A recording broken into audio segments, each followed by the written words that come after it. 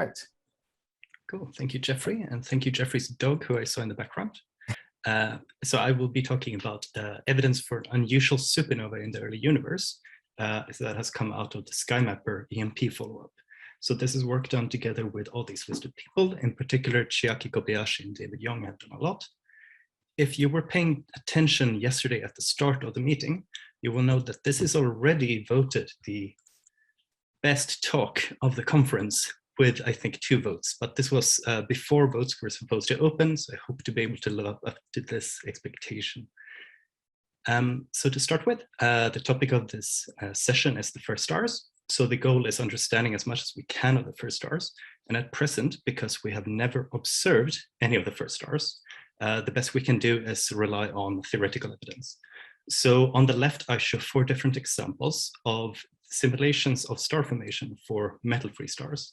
And these, even though they only range over 6 years, 7 years in time, they span a huge range of improvement in the simulations. So going from the left, back in the day when we thought that all the first stars were extremely massive, if you picked one at random, it would have been, according to these 2 simulations, would have been maybe 100 or several hundred solar masses. And this is very different from the picture we have today, when simulations can resolve fragmentation in accretion disks. So the work by Athena Stacy and recently Pure Sharda shows that no, the first stars could have been less massive, maybe less massive than the sun, definitely below 10 solar masses.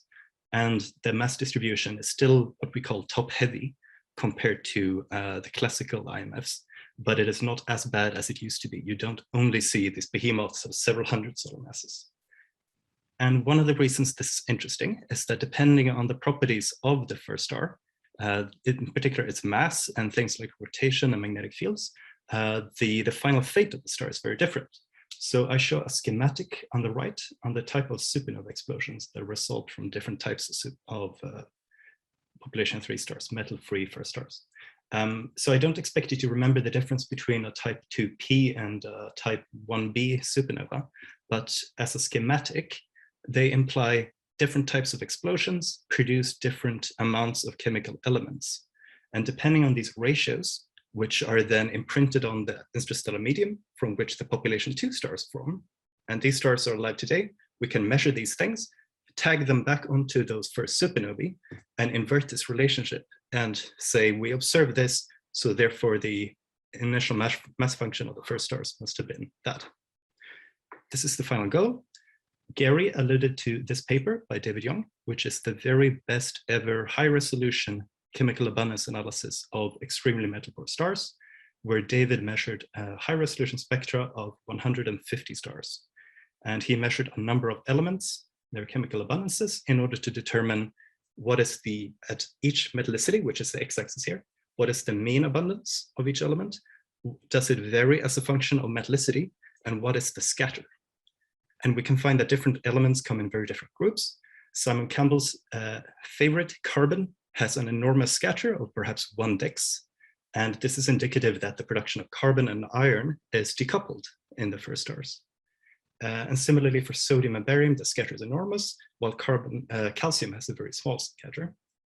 The star I want you to focus on today is this one, which has the highest ever abundance of zinc observed in an extremely metal-poor star. It has a huge amount of zirconium, but for every other element, it is the most unspectacular thing you've ever seen. It is completely normal. It sits within the 1 sigma distribution, and it's completely normal. So what does this mean?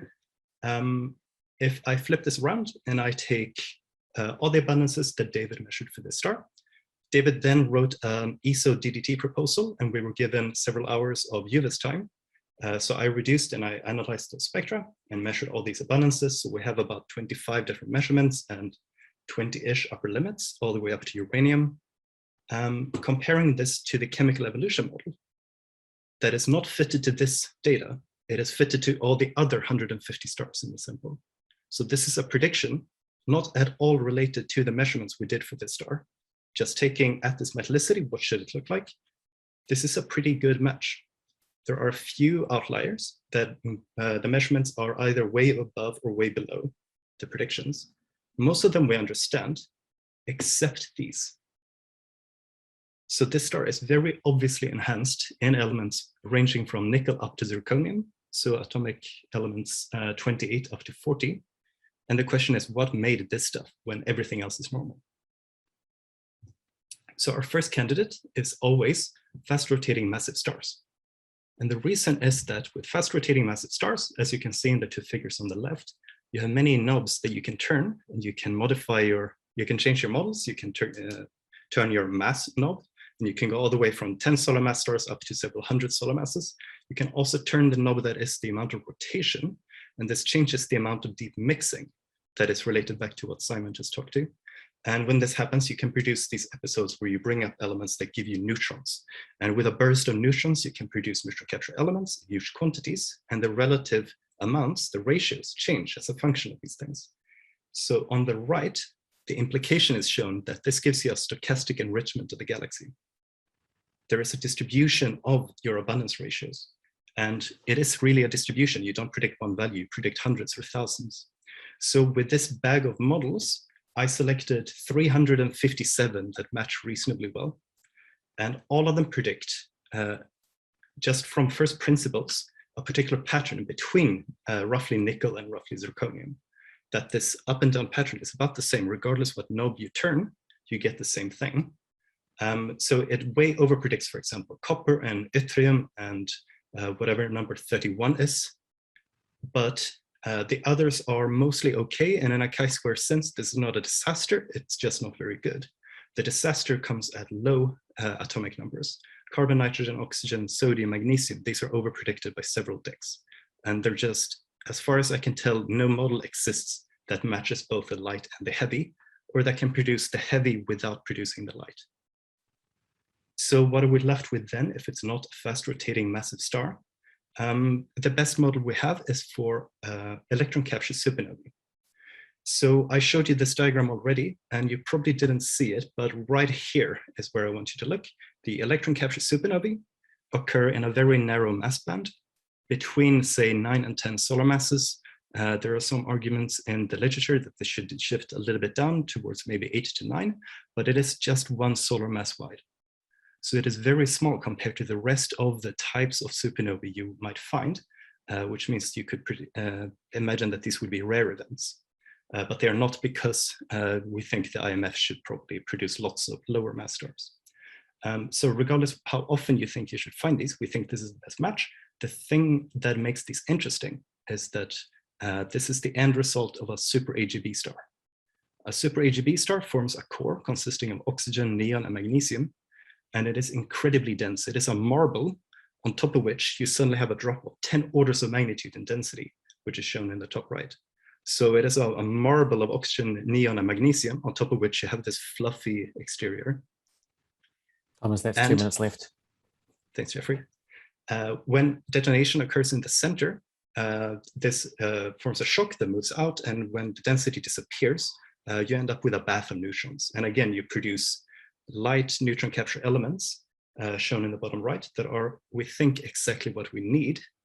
And indeed, if I take Chiaki's standard chemical evolution model from Kobayashi et al. In PrEP, and I add an electron capture supernova, everything is normal except between, in this case, cobalt, in particular nickel, copper, and all the way up to zirconium, that are boosted by up to 2 orders of magnitude in fairly good agreement.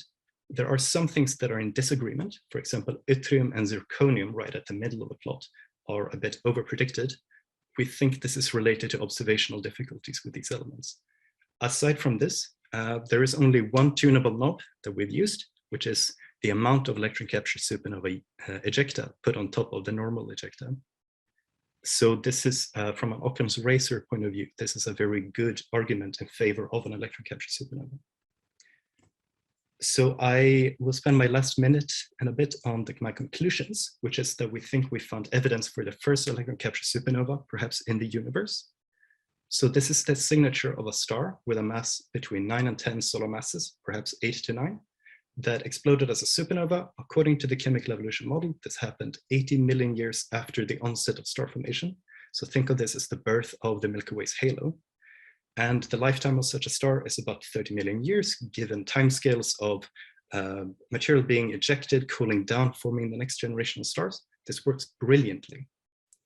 And the punchline of all this, why do we care, is that if indeed electron capture supernovae are only produced in this small 1 solar mass range, then the IMF integrated over this 1 solar mass compared to the IMF integrated above that for all the other core collapse supernovae must give you the relative amount of electron capture supernovae to core collapse supernovae. If we can measure the ratio of how often they happen, that gives us the ratio of the IMF. So we can now test the IMF predictions with this. I just don't have the numbers for you today, but I hope to discuss that during the questions. Thanks so much. Thank you, Thomas. So we have a question from Katie Grasher in the Slack, which is, would the compactness of massive POP3 stars impact their ability to explode via supernova? Absolutely. So I give you a very simplified thing here. This integration over the IMF should be convolved with the explodability. And that is what this white region in the diagram on the right shows, that we think there are patches in this diagram where stars simply do not explode. So integrating over that on the IMF does not give you any explosions. And we think that over a certain limit, very few stars, basically none, explode. So effectively, it is an integration between, say, 10 and 40 solar masses. But there is another factor on that, and it's a big black box of difficulty. Eddie commented that she loves the word explodability. Do we have any other questions? We have a short few seconds left. I'm not seeing anyone typing or raising their hand. Okay, so we will thank Thomas again. Thanks so much.